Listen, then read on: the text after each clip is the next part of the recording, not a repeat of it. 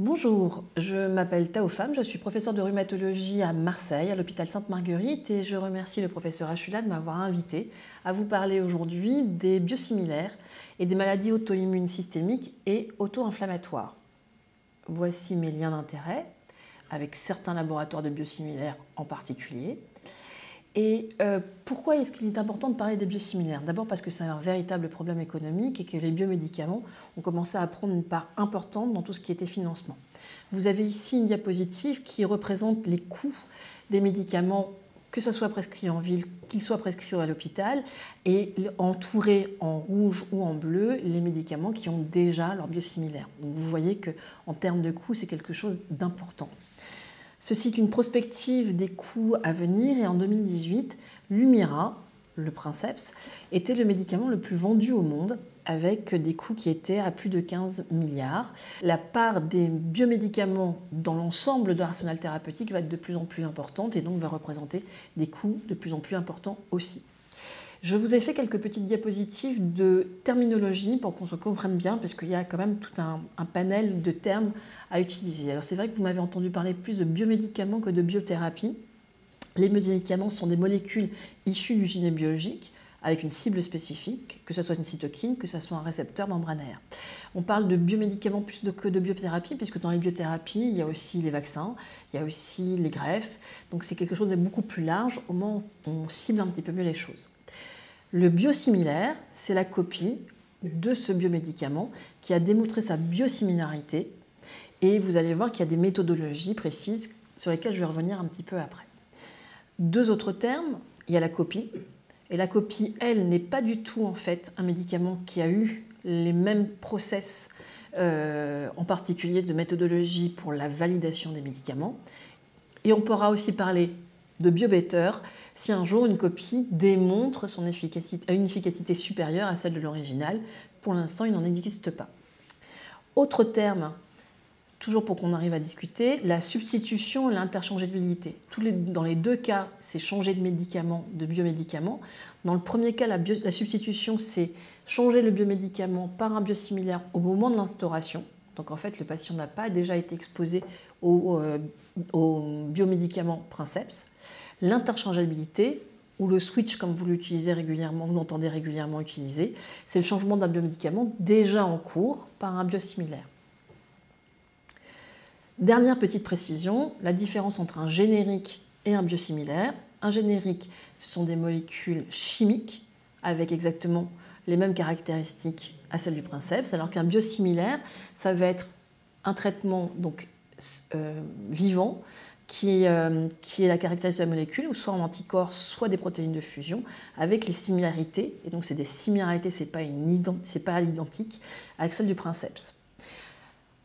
Qu'est-ce que ça représente comme médicament aujourd'hui? Je vous ai fait deux tableaux qui synthétisent aujourd'hui, enfin en novembre 2019, tous les traitements qui sont actuellement ou avec l'autorisation de l'EMA ou déjà validés et présents sur le marché français. En gras sont ceux qui sont sur le marché français. L'ensemble sont ceux des traitements qui ont été validés et qui peuvent être mis sur le marché. Donc là, vous avez l'ensemble des biosimilaires de l'adalimumab, de l'étanercept et de l'infliximab. Et ici, vous avez ceux pour le rituximab. Je ne vous ai mis que les biosimilaires qui nous intéressent dans le domaine ici des autres maladies auto-immunes ou auto-inflammatoires. Il y en a aussi d'autres, en particulier pour l'OPE ou d'autres facteurs de croissance. La difficulté de reproduire un médicament n'est pas la même, que ce soit pour un générique, et là vous avez la taille de l'aspirine par exemple, avec un générique qui est facile à faire, par rapport à celle de fabriquer un biosimilaire, où la molécule est beaucoup plus complexe, et c'est un petit peu plus compliqué à fabriquer. Et vous avez ici la comparaison du développement des traitements. En gris, la voie classique, que ce soit un médicament chimique ou que ce soit un médicament biologique, avec le développement, vous avez le coût, où vous avez trois niveaux, phase 1, phase 2 et phase 3, avec pour la phase 1 la pharmacocinétique et la pharmacodynamique, pour la phase 2 la phase de recherche de doses adaptées pour la dose-réponse, et puis la phase 3 l'efficacité, la tolérance directement. Pour les médicaments génériques, comme vous pouvez le voir sur la colonne en jaune, Il n'y a aucunement besoin de passer par ces phases 1, 2 et 3 à partir du moment où on a démontré que les molécules étaient identiques. En revanche, pour les biosimilaires, la colonne du milieu en vert, vous voyez qu'il faut démontrer qu'il y a une similarité pour la pharmacocinétique et la pharmacodynamique. Il n'y a pas besoin de faire la phase qui permet de trouver la bonne dose et la dose réponse. Et par contre, il faudra faire l'évaluation de l'efficacité et d'une phase 3. Alors, ceci me permet d'introduire un dernier concept, celui de l'extrapolation.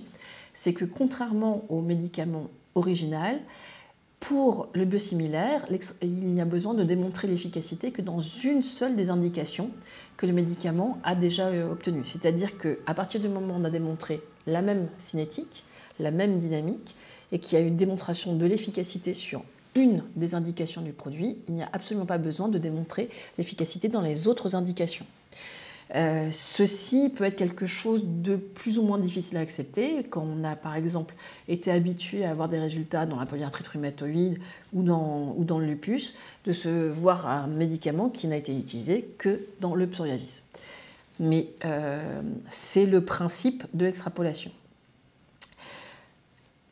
Maintenant que ces bases sont posées, on va parler justement de la pharmacocinétique, puisqu'il faut que ces produits démontrent leur similarité en termes de pharmacodynamique et pharmacocinétique. Comme vous avez vu, il y a de nombreux produits, donc il n'est pas question que je vous fasse la liste et des résultats pour chacun des produits, mais j'ai pris quelques exemples pour que vous puissiez vous rendre compte des choses. Pour le plus ancien des biosimilaires, l'infliximab et donc son biosimilaire, vous verrez l'Inflectra. Le but était de démontrer donc la même cinétique dans cette étude Planetas. Donc c'est une étude qui incluait des patients avec des spondylarthrites ankylosantes. Les patients étaient randomisés en deux groupes, soit l'Inflectra, soit le Remicade. Ils ont été traités comme ça pendant 54 semaines. Et ensuite, les patients du bras Remicade étaient switchés, donc il y avait modification pour recevoir de l'Inflectra, alors que ceux de l'Inflectra continuaient leur traitement en continu. Vous verrez sur les études de pharmacocinétique et pharmacodynamique, les critères principaux qu'on utilise sont souvent l'air sous la courbe et la concentration maximale. Donc ça, le tableau, mais les courbes sont toujours plus faciles à lire. Vous voyez ici la concentration dans le temps et la courbe de la concentration. On a exactement une superposition des deux courbes entre les deux produits. Et ici, sur les concentrations moyennes après chacune des perfusions, vous voyez qu'on a exactement le même type de dynamique. C'était pour un traitement anti-TNF par voie intraveineuse. Deuxième exemple, cette fois-ci avec un biosimilaire de l'étanercept, le SB4, qui a été utilisé cette fois-ci chez des adultes sains que des hommes. Et là, on a comparaison du biosimilaire, du princeps. Et vous verrez qu'en fait, il y a deux princeps. Le princeps européen, le princeps américain. Pourquoi? Parce qu'en fait, quand on parle de biosimilaire, la nature, on n'arrive pas à reproduire systématiquement à l'identique les choses. Et au fur et à mesure du temps, l'étanercept, pour parler clairement, l'Enbrel il y a 10 ans n'est plus l'Enbrel d'aujourd'hui. Ou au contraire, plutôt l'Enbrel d'aujourd'hui n'est plus l'Enbrel d'il y a 10 ans. Parce qu'il y a eu des modifications qui, petit à petit, font que finalement, celui d'aujourd'hui est probablement est le biosimilaire de celui d'il y a 10 ans. Donc, comme ils ont été développés sur deux continents différents avec des usines différentes, on a aussi comparé en fait les trois produits. Mais finalement, on va démontrer que la pharmacocinétique est exactement la même, que ce soit avec le biosimilaire, que ce soit avec l'Enbrel américain ou avec l'Enbrel européen. Donc là, vous voyez les courbes exactement qui se superposent. Dernier produit, le rituximab, puisque je vous avais fait deux anti-TNF. Cette fois-ci, toujours pareil, étude de pharmacocinétique. Cette fois-ci menée chez des patients avec une polyarthrite rhumatoïde, 154 patients, répartis dans les deux groupes, avec le même schéma thérapeutique, c'est-à-dire une perfusion à J1, une deuxième perfusion à J15, précédée de la perfusion d'antihistaminique et de solumédrol avant. Les patients le traitement était associé à du méthotrexate à dose stable. Et vous avez ici la description de la population. Et vous avez, comme d'habitude, enfin en tout cas comme on s'y attend, la superposition des deux courbes avec les deux produits, c'est-à-dire le rituximab référence et son biosimilaire. Ceci permet de voir en fait qu'on a une marge de manœuvre, que ce soit sur la courbe ou que sur la concentration maximale, qui est proche de 98%. Pareil, pour l'effet sur la déplétion des cellules, on voit que c'est exactement pareil. Donc finalement, ce n'est pas les études les plus rigolotes à présenter, puisque finalement on ne fait que présenter des similarités, mais c'est important de pouvoir le démontrer pour pouvoir après voir s'il y a la même efficacité. Alors, qu'est-ce qu'il en est de l'efficacité? Donc là, comme je vous ai dit, on n'avait pas besoin de faire de la phase 2. Donc, on utilise exactement la même posologie que celle du princeps et on va faire les études comparant l'efficacité. Pour l'inflectra, le traitement a été évalué dans la polyarthrite rhumatoïde, ce qui pour nous, rhumatologues, parce que c'était la première étude, a été assez confortable, peut-être moins confortable pour les gastro-entérologues et les dermatologues ou les internistes. Donc, un peu plus de 600 patients avec des polyarthrites rhumatoïdes actives qui ont été répartis en 2 bras, infliximab princeps versus infliximab biosimilaire. Ils ont été traités comme ça pendant 54 semaines et puis après, il y a encore eu un switch. Les résultats sur l'efficacité sont identiques, que ce soit en paire population ou que ce soit en ITT. Vous voyez qu'on a des résultats qui sont particulièrement intéressants et la cinétique de la réponse, c'est-à-dire là par exemple avec la variation du score DAS, était exactement similaire. On a, et ça c'était une des inquiétudes après, c'était si on changeait de médicament, est-ce qu'on avait plus d'immunisation et donc une perte d'efficacité? Et là vous voyez que je vais vous présenter les résultats de la deuxième partie, l'extension en ouvert. Soit certains patients avaient continué le biosimilaire du début jusqu'à la fin, ceux qui étaient traités par le princeps étaient switchés pour le biosimilaire. Et là, pareil, à 102 semaines, donc 6 mois encore après un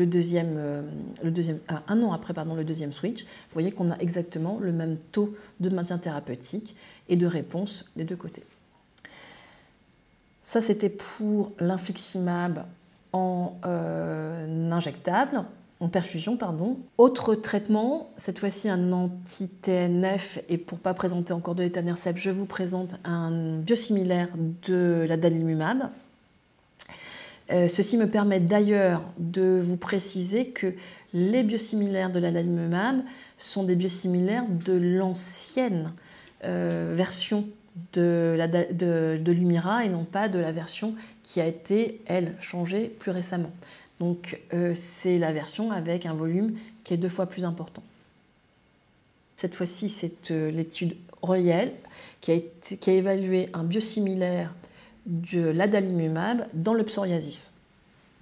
Exactement le même type de schéma, le biosimilaire en continu, la référence du produit à 40 mg toutes les 2 semaines, et comme la description très rapide de la population, c'est du psoriasis pur, et là, exactement pareil, sur le score PASI 75, on a des résultats, que ce soit en paire protocole, que ce soit en ITT, qui sont strictement superposables, avec, toujours pareil, sur la réponse et le temps sur la réponse, qui est pareil, de la même façon, superposable. Comme ce sont des anticorps anti-TNF cette fois-ci, c'est intéressant aussi de voir s'il y avait plus d'immunogénicité et une variation de la réponse par rapport à l'immunogénicité. Et donc là, on voit qu'on a exactement, donc c'était en petit, sur la ligne d'en bas, le nombre de patients avec des ADAB ou pas, et vous avez le même nombre de patients ou des chiffres qui sont similaires. En sombre, le biosimilaire, en clair, en bleu clair, l'original, et là l'association des deux en fait sur la phase d'extension qui sera la partie un peu bleu intermédiaire.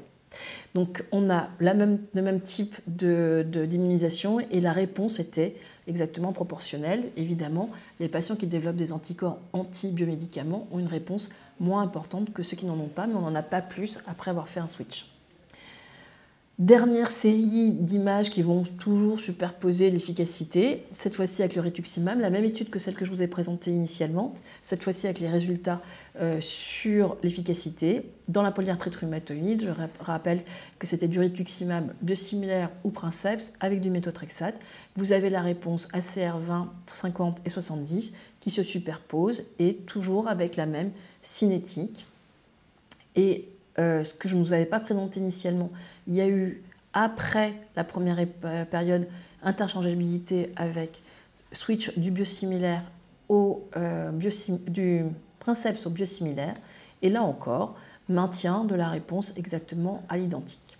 Donc ces séries d'études sont là pour vous montrer, d'une part, qu'on n'aura à chaque fois qu'une seule étude pour démontrer l'efficacité dans une indication qui est choisie par l'industriel et sans qu'il y ait de reproduction. Donc évidemment, dans des domaines plus petits ou moins intéressants pour eux, il n'y aura pas d'autres études. La deuxième chose, c'est qu'on montre exactement le même type d'efficacité. Maintenant, la question est, est-ce que la tolérance est identique ? Je vous ai mis sur cette diapositive un petit peu difficile à lire la liste des effets indésirables dans l'étude Planetra, donc c'est-à-dire en fait celle dans la polyarthrite rhumatoïde et dans Planetas avec la spondylarthrite ankylosante, juste pour entourer deux points qui sont qu'on a exactement le même nombre, la même proportion d'infections dans les deux bras, que ce soit biosimilaire ou que ce soit princeps. On a exactement le même nombre de réactions allergiques, puisque ça c'est en perfusion, dans les deux bras et dans les deux études. Plus original, c'est avec le Bénépalie et l'étanercept. Là, toujours sur la tolérance, même type d'effet indésirable, il n'y a qu'une différence. C'était une différence en fait pour les réactions au point d'injection, où on avait moins de réactions au point d'injection avec le Bénépalie qu'avec l'étanercept. Et finalement, en fait, c'est probablement non pas dû au produit, mais au device, où l'un était encapuchonné avec du latex, alors que l'autre ne l'est pas.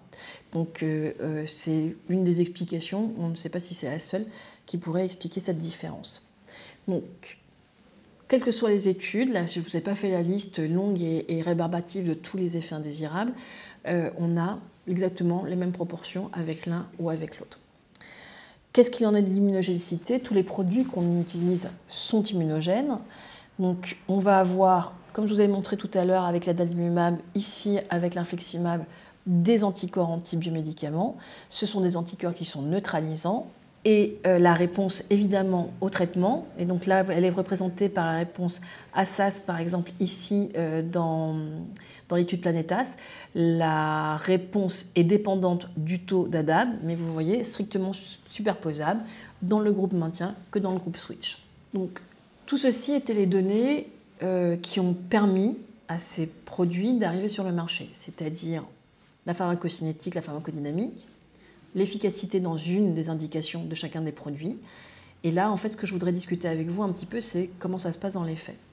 Alors, dans les faits, il faut un petit peu rediscuter du contexte. Le contexte de l'arrivée des biosimilaires est un petit peu particulier, surtout en France.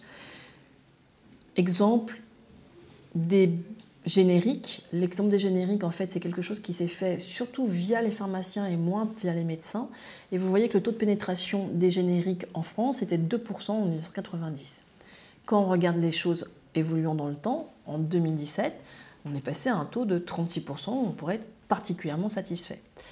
Mais quand on compare à ce qui s'est passé dans d'autres pays, avec exactement, je vous ai mis l'Allemagne et l'Angleterre, vous voyez qu'on est à des taux qui sont totalement différents. Donc on a un côté réfractaire, en tout cas au générique.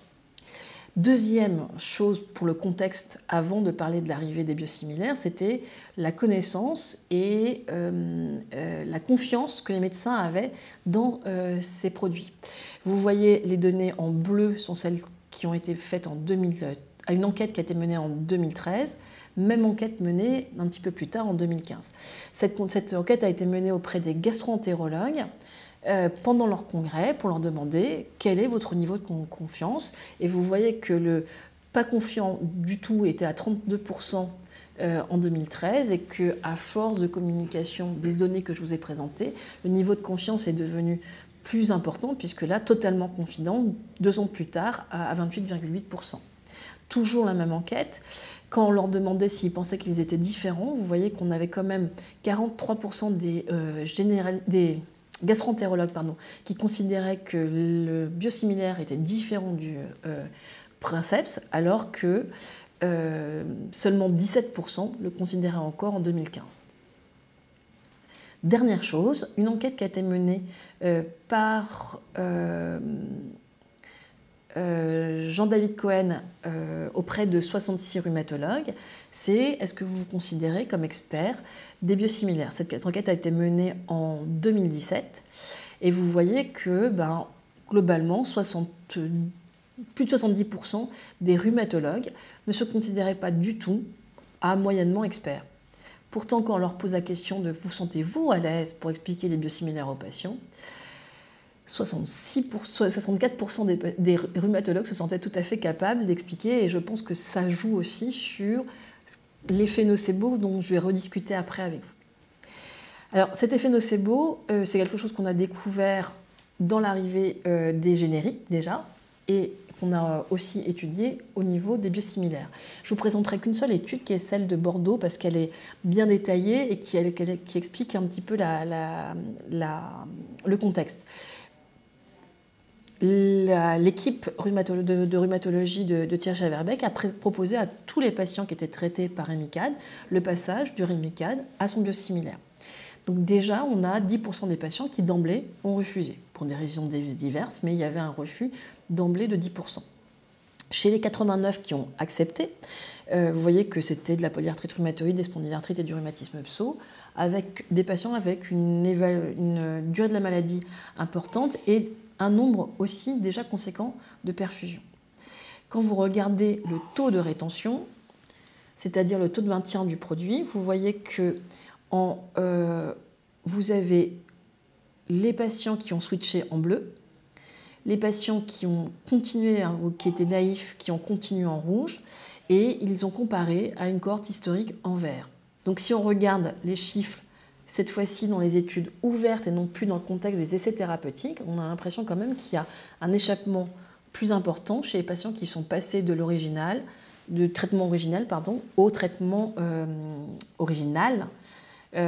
au traitement biosimilaire.